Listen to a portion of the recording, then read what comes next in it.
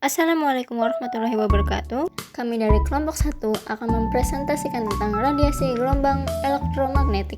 Saya Reisha Aprilia Idham sebagai moderator dan teman-teman saya ada Shirley Febri, Hayuni Lestari, Rizal Agustiansyah, Dea Aprilia, dan Nurwindi. Dalam kehidupan manusia, banyak sekali teknologi yang memanfaatkan gelombang elektromagnetik. Apa itu gelombang elektromagnetik? Gelombang elektromagnetik atau radiasi elektromagnetik adalah kombinasi medan listrik dan medan magnet yang berosilasi dan merambat melewati ruang dan membawa energi dari satu tempat ke tempat yang lain. Atau bisa disebut dengan suatu gelombang yang dihasilkan dari hasil getaran antara medan listrik dan medan magnet. Dan gelombang elektromagnetik memiliki sifat-sifat yang khas. Apa saja itu? Mari simak penjelasan berikut. Assalamualaikum warahmatullahi wabarakatuh. Perkenalkan, nama saya Shirley Febri dari 12 MIPA 4. Di sini saya akan menjelaskan tentang sifat gelombang elektromagnetik. Gelombang elektromagnetik sendiri adalah gelombang yang dihasilkan dari hasil getaran medan listrik dan medan magnet. Sifat-sifatnya yang pertama, nilai maksimum dan minimum medan magnet dan medan listrik terjadi pada waktu dan tempat yang sama.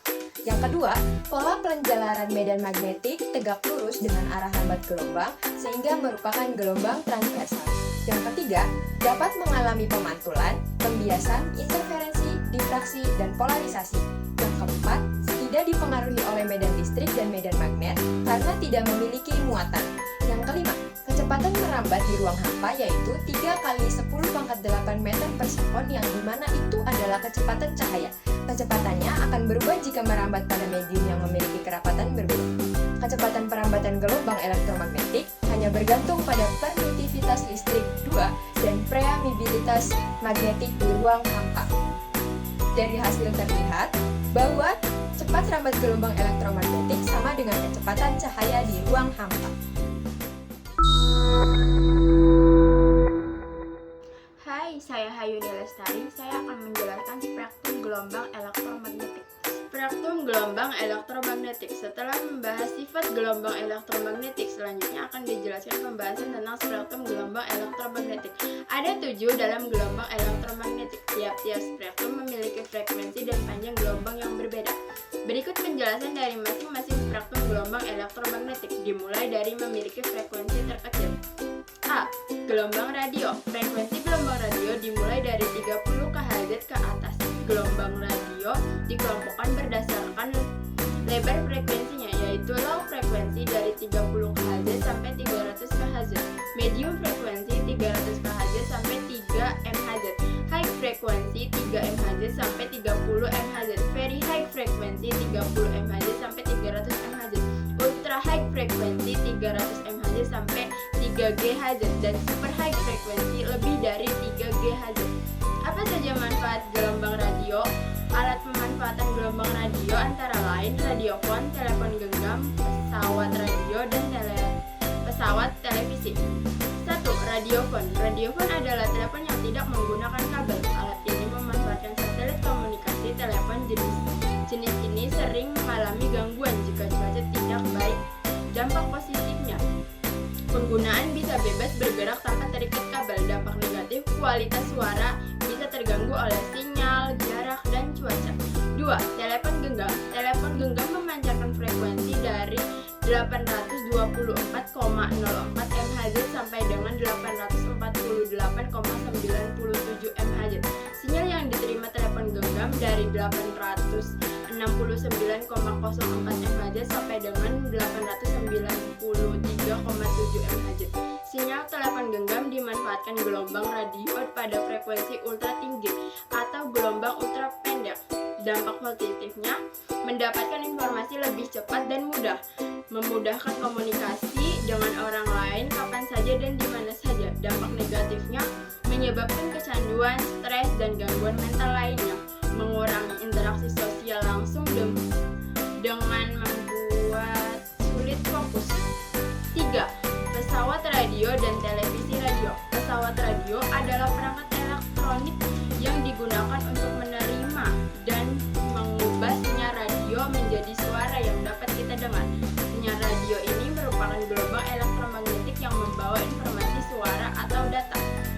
positifnya, saat terjadi bencana alam atau keadaan darurat, radio sering menjadi sumber informasi penting dan petunjuk keselamatan. Dampak negatifnya, sinyal radio dapat terganggu oleh berbagai faktor, seperti cuaca buruk, gangguan elektromagnetik dari perangkat lain, atau bahkan sengaja diacak oleh pihak tertentu.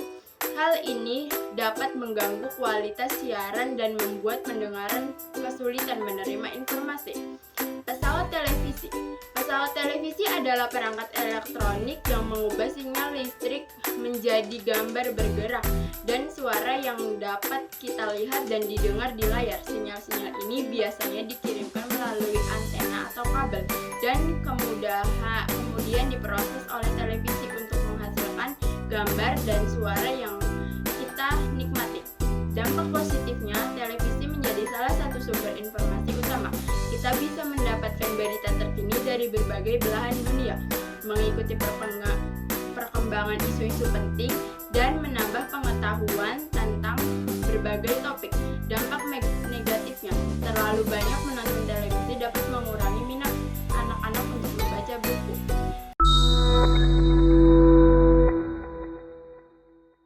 Gelombang mikro atau dalam bahasa Inggris microwave adalah gelombang elektromagnetik dengan frekuensi super tinggi atau super high frekuensi, yaitu berada di atas 3 GHz tiap kali 109 Hz. Untuk gelombang elektromagnetik sendiri memiliki dampak positif dan negatif. Di antaranya adalah gelombang mikro dapat digunakan untuk memanaskan makanan. Yang kedua, gelombang mikro dapat digunakan untuk mengobati kanker dengan memanaskan jaringan tubuh, sehingga suhu yang dapat membunuh sel kanker. Lalu ada gelombang mikro dapat digunakan untuk menganalisis struktur atomik dan molekul. Lalu ada gelombang mikro dapat digunakan untuk mengukur kedalaman laut. Lalu ada gelombang mikro dapat digunakan sebagai radar untuk mendeteksi musuh yang datang. Dampak negatifnya ialah paparan gelombang mikro yang terlalu lama dapat menyebabkan penyakit gelombang mikro seperti sakit kepala, kecemasan, gangguan tidur, kelelahan, dan kesulitan berkonsentrasi.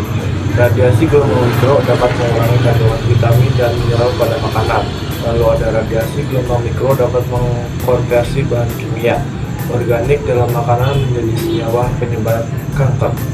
Contoh gelombang mikro adalah pemanas microwave, komunikasi radar, wifi atau bluetooth, dan radio link microwave.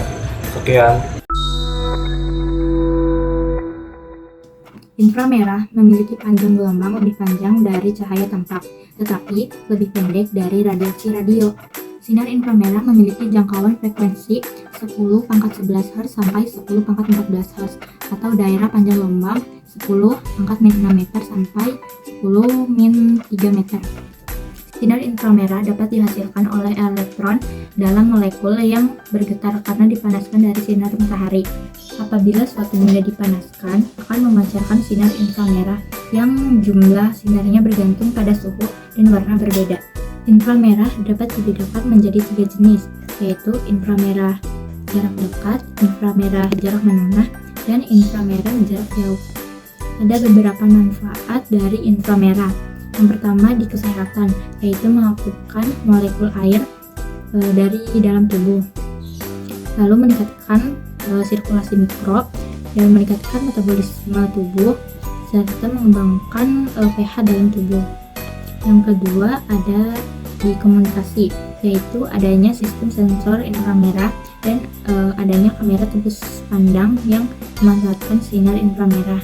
Dalam kehidupan sehari-hari dapat digunakan dalam teknologi pemanas, digunakan dalam perangkat penglihatan malam, digunakan dalam remote control, dan digunakan dalam termometer inframerah. Inframerah memiliki dampak positif dan negatif. Dampak positifnya itu di kesehatan, memperbaiki sirkulasi darah. Yang kedua, regenerasi sel. Yang ketiga, peradangan nyeri dan peradangan. Terus yang keempat, peningkatan sistem imun. Yang kelima, manfaat untuk kulit. Nah, lalu yang negatifnya yaitu ada yang pertama luka bakar, yang kedua kerusakan mata, yang ketiga kanker kulit, dan yang keempat itu penuaan dini.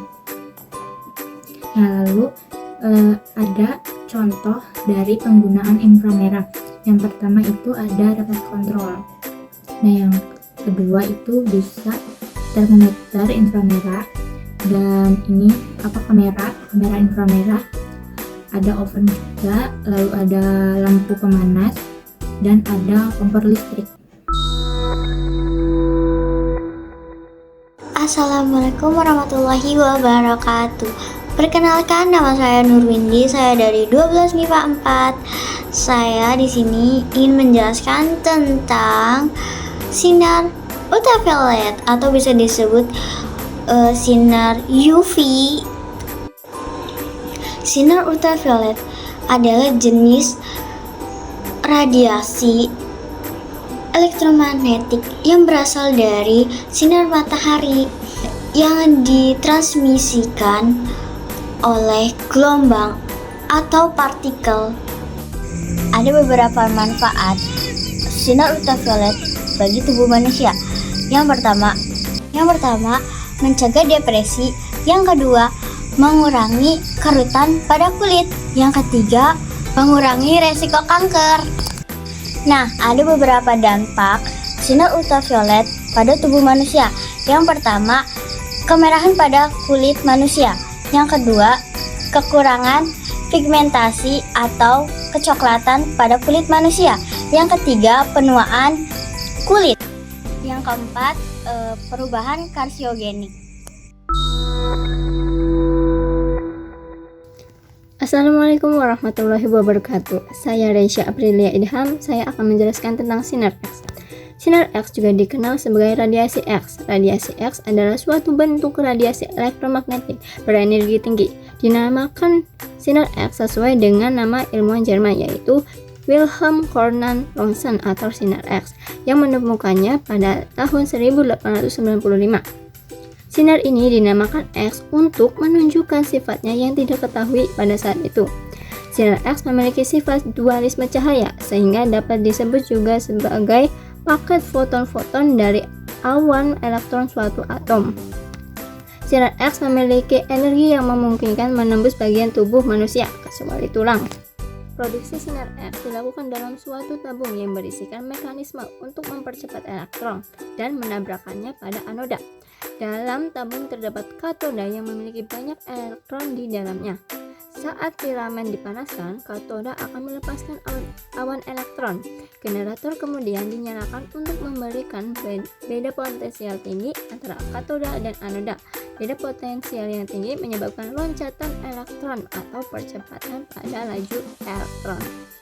Sinar X memiliki frekuensi antara sinar ultraviolet dan sinar gamma sekitar 10⁻16 Hz sampai 10⁻20 Hz. Banyak sekali manfaat sinar X dalam kehidupan. Daya tembus sinar X membuatnya digunakan dalam pencitraan berbagai macam benda yang tidak dapat dilihat langsung oleh mata manusia. Contoh, penggunaan sinar X adalah mengidentifikasi retakan pada suatu struktur bangunan, pengecekan kualitas logam, identifikasi isi tas, paket, dan benda lainnya di bandara ataupun dalam sektor keamanan, serta keperluan dalam medis seperti mengidentifikasi kanker, tumor, penyumbatan, pembuluh darah, patah tulang, kerusakan gigi, peradangan sendi, penceritaan organ dalam, dan mengidentifikasi barang asing dalam tubuh. Walaupun kegunaan sinar X sangat banyak, namun sinar X tetap radiasi elektromagnetik yang bisa memberikan dampak buruk pada tubuh. Dilansir dari US Food and Drug Administration, paparan sinar X pada tubuh dapat menyebabkan kulit kemerahan, rambut rontok, katarak pada mata, bahkan mengembangkan kanker dan tumor dalam jangka waktu panjang. Sehingga penggunaan sinar X harus melalui dosis radiasi yang sesuai dengan tujuan penggunaannya agar manfaatnya didapat dengan resiko yang minimal. Selanjutnya saya akan menjelaskan tentang sinar gamma. Sinar gamma adalah salah satu jenis gelombang elektromagnetik yang paling kuat di antara gelombang yang lainnya dan juga mempunyai frekuensi sekitar 10⁻20 Hz sampai 10⁻25 Hz. Sinar gamma dihasilkan dari peluruhan radioaktif, sementara di luar angkasa dihasilkan oleh sumber energi tinggi dari suara surya, kuasar lubang hitam yang merobek bintang, jaringan akresi lubang hitam, dan bintang yang meledak. Sinar gamma juga memiliki banyak manfaat atau fungsinya, yaitu 1. prosedur bedah otak dan saraf. 2. Pengobatan kanker. 3. Sterilisasi alat medis. 4. Membuat radioisotop. Dan 5. Pengukuran ketebalan. Dan 6. Pengecekan kebocoran pipa bawah tanah. Efek samping dari sinar gamma adalah banyak sekali efek sampingnya, seperti bisa merusak sel, mutasi genetik, dan bisa menyebabkan kanker, misalnya kanker kulit dan kanker tulang. Itulah pembahasan tentang gelombang elektromagnetik. Saya selaku moderator mewakili teman-teman saya pamit undur diri. Terima kasih. Wassalamualaikum warahmatullahi wabarakatuh.